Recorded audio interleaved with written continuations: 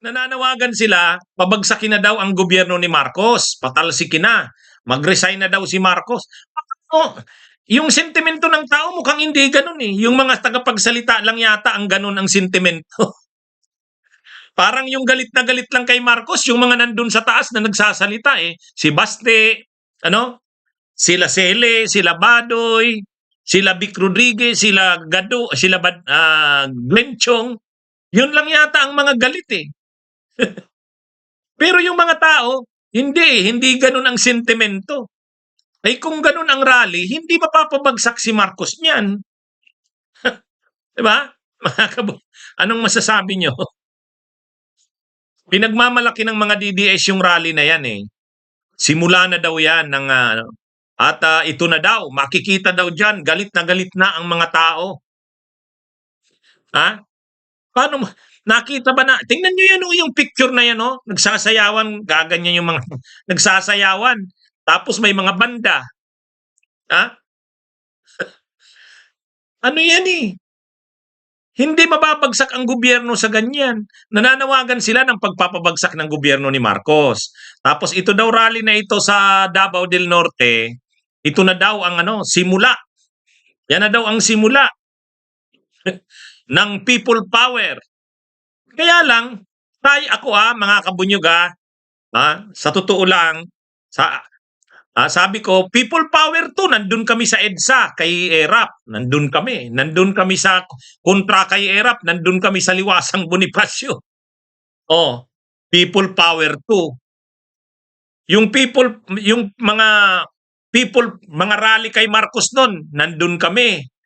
Oh, doon talaga galit ang tao. At saka yung mga tao talagang umaattend sa mga rally na yon, gusto na talagang pabagsakin si Marcos, yung matandang Marcos.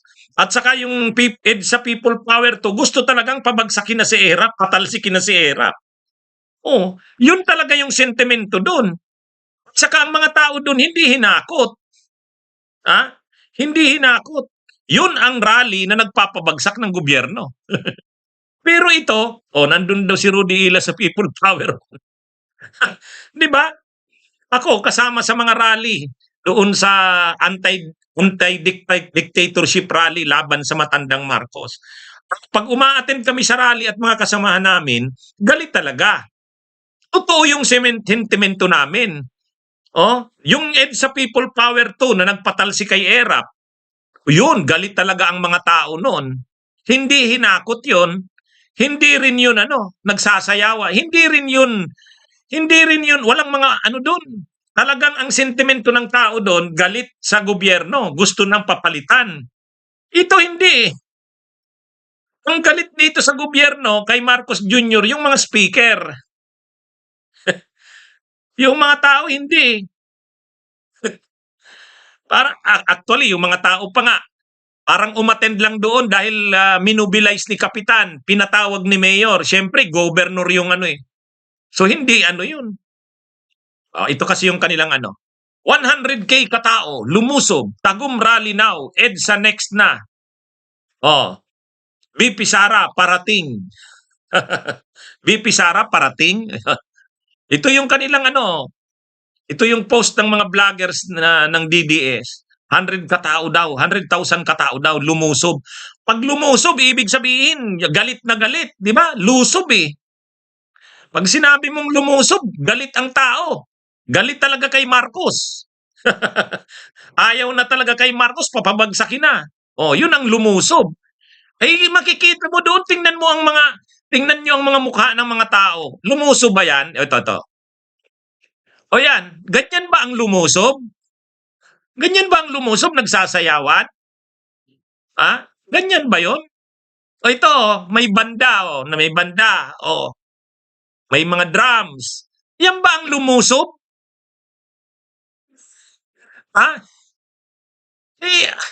Wala eh. Anong klase ito?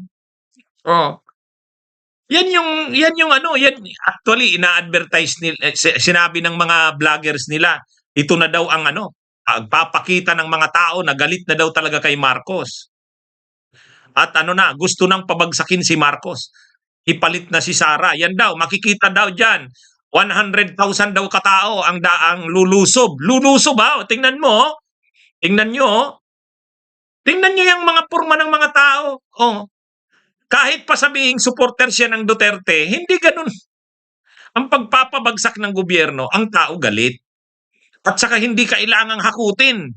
Hindi, talagang kusang pupunta doon. Magrarally talaga. Ito hindi oh. May mga t-shirt sila, pare-pareho ang t-shirt. Parang katulad ng mga t-shirt doon sa rally ni Kibuloy.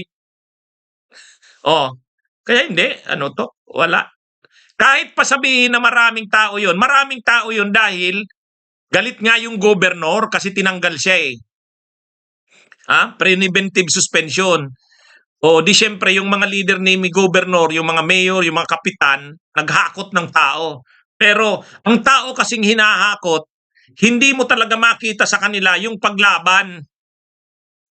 Yung ano talaga, yung sugod, yung lusob, ibig sabihin hindi mo kailangang hakutin.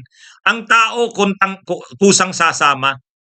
Yung mga rally noon, yung People Power 1, yung EDSA, saka People Power 2, sumakay, grupo-grupo, pumunta ang tao, pero mga mga organisado ng mga cause-oriented groups. Kumbaga sa kanang simbahan. O ibig sabihin talagang minobilize siya ng mga minobilize talaga. Talagang sumama yung mga tao dahil naniniwala sila sa pinaglalaban. Kaya pag nagsigawan ang mga tao, galit talaga ang tao. Makikita mo sa ekspresyon ng mga taong umattend sa rally. Dito hindi. Nagsasayawan, may banda, ay wala. Hindi ganyan ang rally na magpapabagsak ng gobyerno. Wala. Oh. Yan. O tingnan nyo yan. Oh.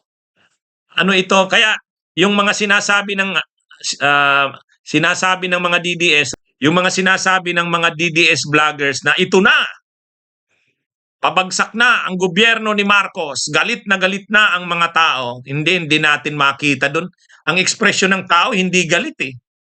Ang galit yung mga nagsasalita sa stage, si Vic Rodriguez. Kasi galit si Vic Rodriguez kasi sinibak siya sa administrasyon ni Marcos. Oh. Ang galit si Glenn Chong, nagsasalita sa mga rally nila si Glenn Chong. Bakit galit si Glenn Chong? Eh kasi hindi siya na-appoint eh. Mabuti pa si Gado na-appoint, siya hindi. Oh, yun ang mga galit. Sila Lorraine Badoy, yun, galit. Saka sila Celes, sila Eric Celes. Yun yung mga galit. Sila Roque, yan ang galit. Yun yung mga nagsasalita sa stage, si Baste, si Digong, si Pantaleon Alvarez. Yun yung mga galit na nagsasalita sa stage. Pero yung mga taong sumama sa rally, hindi. Maaaring DDS sila, maaaring Duterte sila, suporta sila kay Duterte, pero hindi yung sentimento nila na papabagsakin nila si Marcos. Hindi gano'n. Hindi yan magpapabagsak ng gobyerno. Yan? Hindi ganyan ang pagpapabagsak ng gobyerno sa totoo lang. Pag ang tao galit na sa gobyerno, kahit hindi mo hakutin, pupunta ang mga tao. Yung mga politikong dadalo sa rally, nakisakay na lang sa mga tao. Dahil galit na ang tao. Yan ang magpapabagsak ng gobyerno. Hindi naman ganyan ang rally na yan eh. Ang rally na yan, rally ni Kibuloy. Rally yan ni Duterte. Mga tao yan nila Duterte. Mga tao yan nila Alvarez. Mga tao yan nila Jubahib. Hindi naman yan nagrally dahil galit sila kay Marcos. Ang nagrally dyan, ang nagmobilize ng mga tao na yan, politiko. Saka yung miyembro ni Kibuloy, yan ang mga nagmobilize niyan. Hindi yan makakapagpabagsak ng gobyerno. Sa totoo lang. Bunyog, bunyog, halikan na kasama ka. Bunyog, kapag buklod ay may pag-asa. Luzon, Visayas, Mindanao, isa ang pananaw. Sa bagong Pilipinas ang bunyog isisigaw. Bunyog, bunyog, bunyog.